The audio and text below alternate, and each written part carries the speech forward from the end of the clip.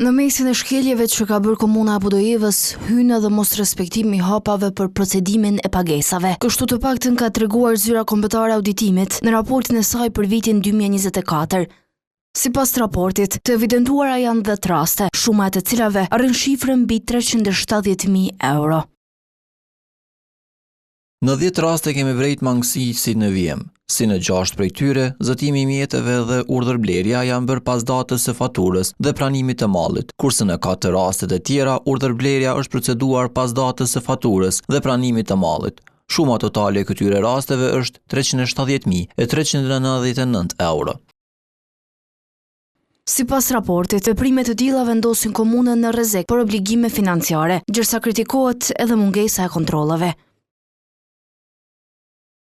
Kjo ka ndodhur si rezultat i mungesës efektive të kontrollave të brendshëm nga zyra e prokurimit dhe financave, gjatë realizimit të procedurave të blerjes. Mos respektimi i hapave për procedimin e pagesave mund të shkakton rritjen e obligimeve komunale ndaj operatorëve ekonomik. Kryetari duhet të sigurojë se financat dhe zyra e prokurimit do të ndjekin të gjithë hapat për procedimin e pagesave të pacaktuara me rregullën financiare për shpenzimin e parave publike. Sipas ligjit, faturat dhe kërkesat për pagim të mallrave ose punëve të realizuara duhet përfunduar brenda 30 ditësh, e komuna në këto raste i vonoi me muaj.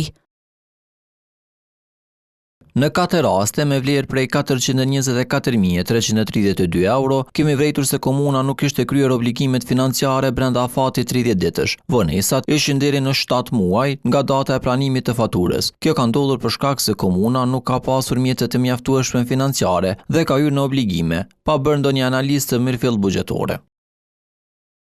Mes të tjerash, ZKA përmend rrezikun për obligime financiare, ndërsa rekomandon që kryetari duhet të përmirësojë menaxhimin e fondeve, përfshirë nevojën për analiza të hollësishme buxhetore. Vlen të përmendet se ka 13 rekomandime të vitit paraprak. Komuna Apudojevës nuk ka filluar zbatimin e 9 prej tyre.